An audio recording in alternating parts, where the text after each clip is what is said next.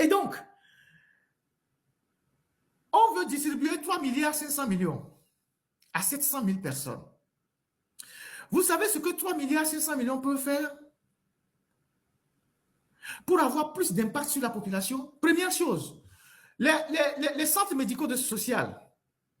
Pour construire un centre médico-social, il faut minimum 100 millions. C'est-à-dire un petit centre de santé. Je vous ai montré la dernière fois le centre médico-social de Haote qui est en délabrement. Pour construire un centre médico-social, il faut minimum 100 millions. Avec tout, groupe électrogène, forage et tout. À la limite, il faut 120, 130 millions. Combien de centres médico-sociaux on peut construire dans les 3 milliards 500 pour changer la vie des populations à l'intérieur du pays? Si vous prenez les 3 milliards 500 millions qu'il est en train de distribuer aux gens, combien de centres médico-sociaux qu'on peut construire sur l'ensemble du territoire, de Dapaon à Lomé? Combien de centres médicaux on peut construire? Vous pouvez écrire ça dans les commentaires. Si nous partons sur la base de 100 millions par centre médical, combien de centres médicaux on peut construire? Ça, c'est un. De deux, pendant longtemps, une trentaine de centres médico-sociaux pour sauver les Togolais, pour permettre aux gens de se soigner, pour amener l'hôpital dans les villages, dans les localités. Mais vous prenez cet argent, vous distribuez aux gens. Ça, c'est la première chose. Deuxième chose, j'ai fait un plaidoyer plusieurs fois dans mes lives que ce n'est pas normal qu'en 2025, la Caisse nationale de sécurité sociale, dirigée par Ingrid Awade, l'autre femme de Faure Gnassingbé, qui prend l'argent dans les caisses de la Caisse nationale de sécurité sociale pour construire les villas pour les milliardaires, pour construire une brasserie pour elle et ses amis, pour faire tel projet. Mais les enfants, l'allocation familiale est à 2000 francs CFA. Depuis 1972. Depuis 1972, ou 60 combien là? Allocation familiale. Et Vibega, les Togois, Kotokwa me fait, depuis 1972 à 1970, Kotokwa me fait 2000 francs. Ça fait combien d'euros? 3 euros, c'est pas quoi. 2000 francs. Allocation familiale par enfant. Donc, j'ai dit plusieurs fois ici, avec les milliards que la Caisse de sécurité sociale, 4 euros, voilà, avec les milliards que la Caisse de sécurité sociale engrange, qui permet à Ingrid de faire la folie qu'elle fait là, porter au moins l'allocation familiale à 10 000 francs pour les parents. C'est pour ça que je vous parle de théorie économique. Je vous demande, Faure Gnassingbé, il est allé à quelle école?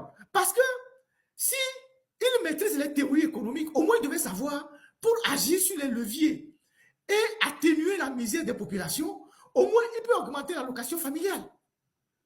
Encore que la Caisse de sécurité sociale ne prend que 5 enfants ou 6 enfants jusqu'à 18 ans. Donc, si on augmente l'allocation familiale de 2000 francs CFA à 10 000, au moins, ça va soulager les parents. Et ça va soulager particulièrement nos frères militaires qui font tellement d'enfants. Je parle aussi à vous les militaires. Mais on sort et vit il dit les caisses ça. Il y a un militaire ou il a regardé sur bon. Parce que il y a un dynamique sur bon. Nemido et via ma dé, c'est pas combien tout ça là. Au moins non 60 000 francs à mia. Sauf que il y avait salaire, vous pouvez faire quelque chose avec ça. Ou bien vous pouvez payer un loyer avec ça. Mais on donne 2000 francs par enfant. Mais ceux qui gèrent la Caisse de sécurité sociale sont des milliardaires. Ils construisent des villas pour milliardaires. Ils investissent dans la brasserie. Ils mettent l'argent dans la Lonato, dans les conneries. Fort même, la Caisse nationale de sécurité sociale, c'est une caisse noire pour Faure Gnassingbé. Vous ne le savez pas, je vous le dis aujourd'hui. La Caisse nationale de sécurité sociale, c'est une caisse noire pour Faure Gnassingbé lui-même. Quand il a besoin de faire passer certaines écritures, il appelle là-bas et on fait passer les écritures. C'est pour ça qu'il tient à mettre un de ses protégés là-bas. Donc, cet argent ne profite jamais aux travailleurs, aux fonctionnaires, à leurs enfants. Donc, au lieu de distribuer de l'argent, augmenter ne serait-ce que l'allocation familiale pour les enfants, l'allocation pour les enfants serait un moyen, quand on est un bon économiste, de jouer sur les leviers et d'avoir un impact sur la population. Vous avez des milliers de gens qui sont des dockers, qui sont dans les zones franches, qui n'ont pas de contrat, qui n'ont pas de sécurité sociale, qui n'ont rien. Un chef d'État qui est soucieux du bien-être des travailleurs, ceux qui dépensent leur énergie, de leurs bras, pour faire tenir le pays. Le souci de ce chef d'État, en fin d'année, c'est de penser à ces gens-là. De dire, je donne des instructions à mon ministre du Travail pour qu'aucun Togolais ne soit un temporaire, je ne sais pas quoi, un intérimaire à la zone franche. Que des gens qui sont des dockers au port, qu'on leur fasse des contrats, qu'on les déclare à la caisse de sécurité sociale, qu'ils travaillent dans de bonnes conditions. C'est ça un chef d'État. C'est ça un chef qui se préoccupe de sa population.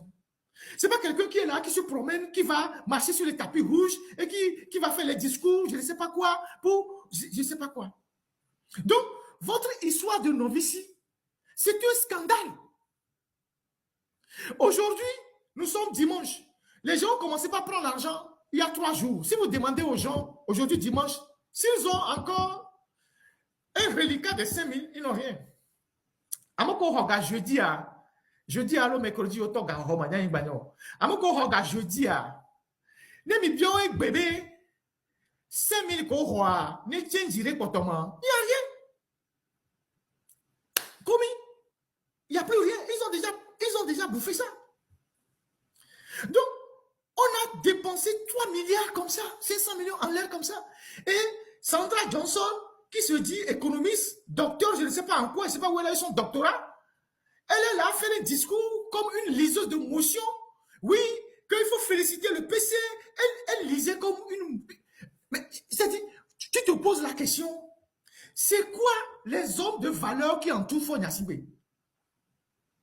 Parce qu'un chef, il peut avoir moins de compétences, mais le manque de compétences du chef peut être compensé par son entourage. Les Sandra Johnson, là, c'est quoi leur plus-value qu'elles apportent en termes de réflexion? À part lire les discours et donner le nom de Fonia Sibé 10 fois dans un même discours. Oui, il faut féliciter le PC, il faut faire ceci, il faut féliciter Fonia Sibé. Son excellence Fonia Sibé. Mais on nous dit qu'elle est économiste, hein? Qu'elle a un doctorat en économie. Elle signe sur l'actuel PhD. Mais c'est eux qui distribuent l'argent. Quand tu prends l'entourage de Ouattara, bien que Ouattara lui-même est un monument, parce qu'il a fait le FMI, il a fait la Banque centrale, donc c'est un grand monument. Mais autour de Ouattara, tu vois des gens comme les Pate Kashi, qui enseignent à Harvard et parfois au MIT. Tu vois des éminences grises qui ont fait Polytechnique, qui ont fait ci, un peu partout. Il a rassemblé les meilleurs. Tu prends Patrice Talon, tu as autour de Patrice Talon des gens comme Koupaki qui ont fait la BCAO, qui sont des cerveaux, qui sont dans l'ombre. Tu as les jeunes comme les Wadani, mais tu as de grands cerveaux. Mais autour de Fonia Sibé, c'est je sais pas, c'est un ramassis de n'importe quoi. Des arrivistes, des prétentieux, des gens qui n'ont aucune substance. Il m'a été rapporté que les gens étaient à Washington pour aller solliciter la Banque mondiale, mais ils n'étaient pas capables de décliner ce dont le pays a véritablement besoin. Ils étaient seulement là à dire que oui, le pays souffre, il faut donner l'argent, il y a la misère. Mais il y a la misère dans tous les pays au monde. Mais il y a la misère dans tous les pays au monde. Donc, quand vous prenez l'entourage de Fonia Sibé, à part lui-même, ceux qui l'entourent là, cherchez un peu leurs compétences réelles. Où est-ce qu'ils ont une fois travaillé? Certains, ils sont ministres depuis 20 ans, donc ils n'ont jamais travaillé ailleurs. Ils n'ont jamais travaillé en entreprise, ils n'ont jamais travaillé dans une grosse boîte, ils n'ont jamais fait preuve d'une vie professionnelle réussie. C'est des gens qu'on a mis comme ça dans la politique pour les besoins de la cause. Ce n'est pas des gens qui ont travaillé dans les grosses boîtes. Hein? De grosses boîtes, des banques, tout ça, en dehors de ce qu'on a ramené de l'UOMOA. Mais vous n'avez pas des gens qui ont travaillé dans de grosses boîtes où il y a la rigueur, il y a les résultats au bout de la démarche. Donc, ces gens-là, c'est des ramassis de n'importe quoi.